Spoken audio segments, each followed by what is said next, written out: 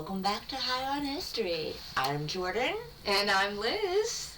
And we have a real treat for you guys today. 2,000 years. We could go a little cruder with this, but I'm going to start off by calling him Jaguar Man. Okay, I'm going to call him the Sayburç Jaguar Man. As you're about to see, there is another perfectly good descriptor for this guy. So, did you wanna show everyone what we're talking about here today? And of course, my phone decided to glitch out last second. I got this. You got that? I got this one. Okay, so this is the Neolithic carving we're looking at today. Sayburç Man. That's Sayburç Man or Jaguar Man. As you can see, it could also very well be described as man holding his penis flanked by Jaguar Man, which is basically how every newspaper in the country described it back in 2021 when this was discovered. This is about 11,000 years old. In a place called Sayburç, which is it's in 12 Turkey. miles. Yeah. About 12 miles from Gobekli Tepe, and probably carved just a little after the beginning of Gobekli Tepe. This was about 11,000 years old, I think. That would have been right around the beginning of Gobekli. Or Gobekli, I think, was 12,000 maybe. Okay, well, a lot of these are estimates, so. What I was reading about the Sayburç Man or Jaguar Man is that he is anywhere between 12 to 11,000 years old. Yeah. So, that would make a little bit of sense. So right sense. around about the same peoples that built Gobekli and Karahan Tepe, probably built him. Okay, he was discovered in 2021. Yeah. Right? And so like every newspaper of the day, we did not write these down, we should have, but basically at the time every newspaper of the day pretty much described exactly what you saw there. Man holding his penis.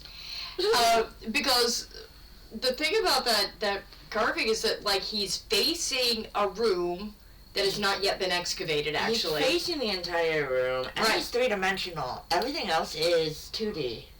Like, yeah, you definitely notice a difference between the middle figure, he's in really high relief. Yeah. And then the jaguars flanking him are just, they just were not carved as deeply, they're not as detailed, it's interesting. The image that you showed did not show that right next to him, like, scoot the image down just a little bit wider, and there is a man holding a snake in front of a bull, and they are not and neither of them have that deep relief that man holding his penis has. So, that's the only one that's, like, three-dimensional. Now, so excavation on this particular Neolithic site is not moving forward very quickly. It probably won't move forward quickly either. There's a reason for that. Back in, I believe it was 1949, a village was built on top of this site, and there were active houses with people living in them. This is right now running directly underneath a residential neighborhood. And it was discovered by someone who was wanting to expand his basement, so he went to knock out a wall. No, that's Darren Kuyu. You're getting mixed up with Darren Kuyu. Dang it! I don't think we have a good discovery story on Sayburç yet. I haven't read one, but you're thinking of Darren Kuyu, which we're totally getting to later. Also in Anatolia. Yeah. But yeah, so now they actually have to buy up all these homes and find places for people to move in order to get to this stuff. That's gonna take a while.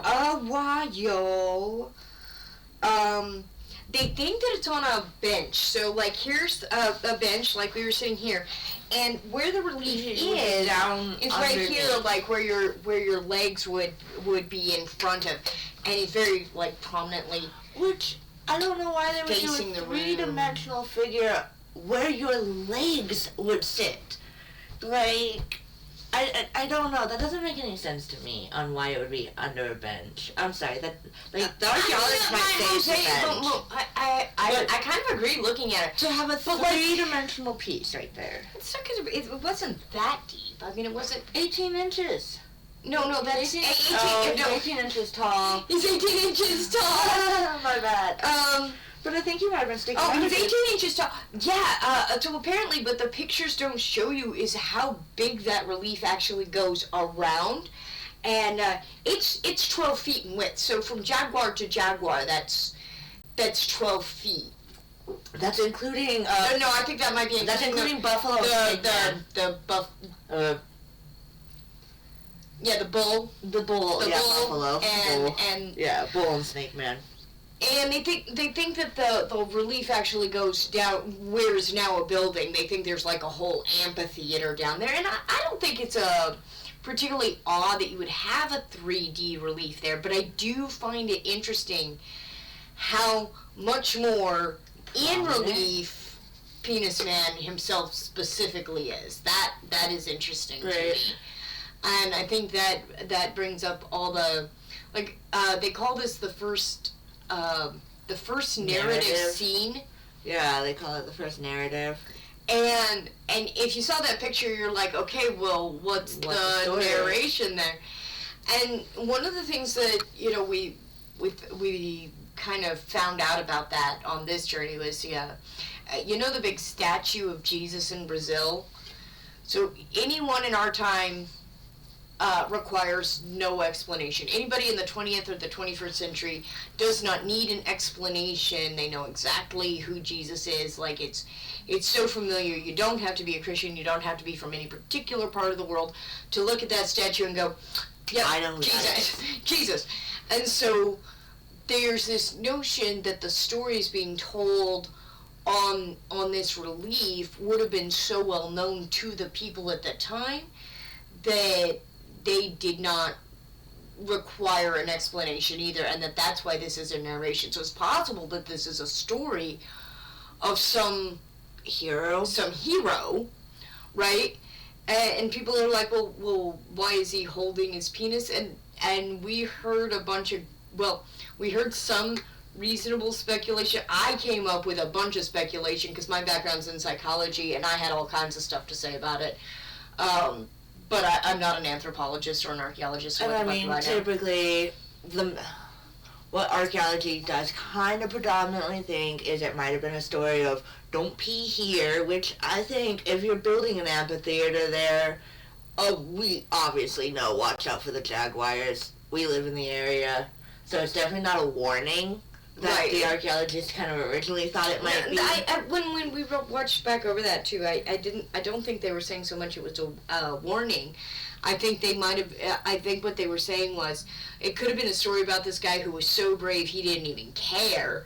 Like, when you gotta go, right? So maybe he did not give a fuck that there were jaguars in those bushes. I mean, you know what? I definitely think that, but like, I mean, I think about what Hercules did to our stories. For all we know, he's an ancient version of Gilgamesh. He's even ancienter than, like, you know what I mean? And then I found that there were other distinctive possibilities for what kind of story this might be telling. So first, there's a possibility that the man represented in the carving isn't referring to a specific person at all. Yeah. It could be, and maybe this has to do with the you know, that extra high relief.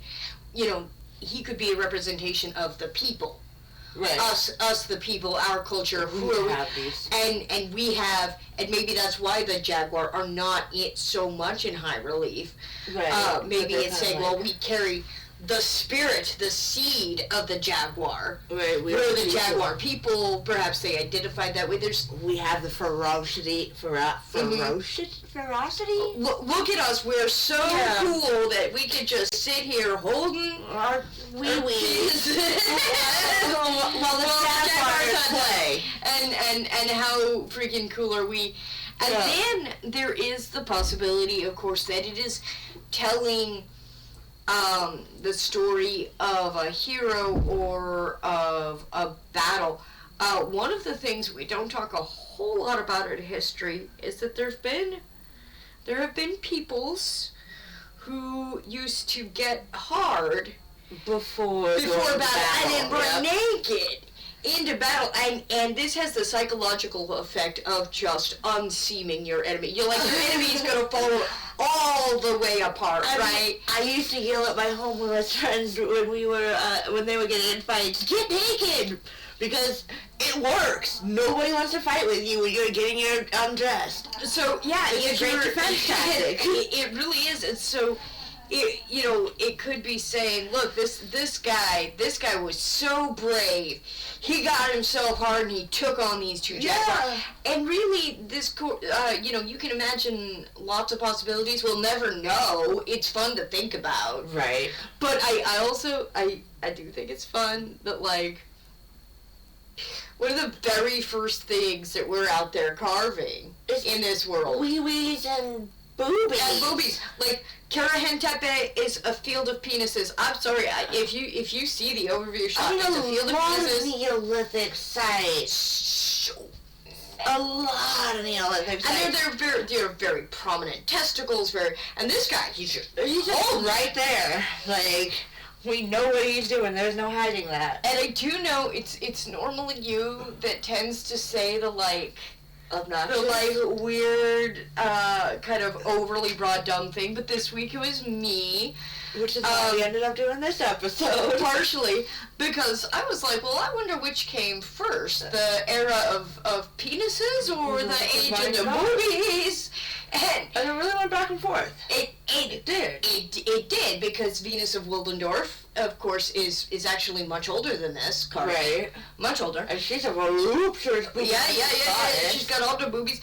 But then one of the things they notice is there is this era, particularly in this region, where, like, lots of phallic symbology everywhere. So just much in Anatolia, in the North African. Yeah. It's definitely, we have the strong seed, And then as people moved from that more semi-nomadic lifestyle and got increasingly agrarian, you do see the goddess imagery coming back again. Right. So it sort of reappears with the more settled lifestyle. Yep, and that's where I seem to think where you get the feminine goddess. You start out with the boobalicious Venus goddess in the early years, and then you watch a progression of the penis era, and then the goddess becomes more sacred, feminine, more Aphrodite, and then that also beautified. Just changes through the ages too. You see both because by the time you get to the Greeks, men and women both are shown in their divine finest, sort of like as specimens of humans, and that's an interesting. Like, that was a whole interesting artistic choice that they were making. Right. But anyway, we just wanted to share Sayburç Man, because 11,000 years ago, we take all the time to carve something into stone. What do we carve? Dicks. We carved dicks. Lots and lots of dicks. Drawing penises on our math homework when we're kids. Like, it never changes. We are no different. We're no different. Just like we said last week, we're no different at all from our most ancient ancestors. We've just been doing the same thing. This narrative art piece, I think it really actually is the story of mankind and that 10,000 years of evolution. And not a damn thing changed. Yeah. If that is the story that we've just told today, it's that nothing has changed for 11,000 years. Yeah. So I guess that's it. Yeah. Join us on New Year's Eve with the ancient Neolithic history of the continent of Africa. We will be exploring some dinosaurs and a new discovery of hominid. Actually, a couple different discoveries of hominids. Ancient tools and some really amazing badass queens of ancient Africa, as well as we can't go wrong with the Egyptian and Nubian pyramid people. Absolutely. So join us next week on New Year's Eve. Yeah! And until then, live long and prosper and have a great night!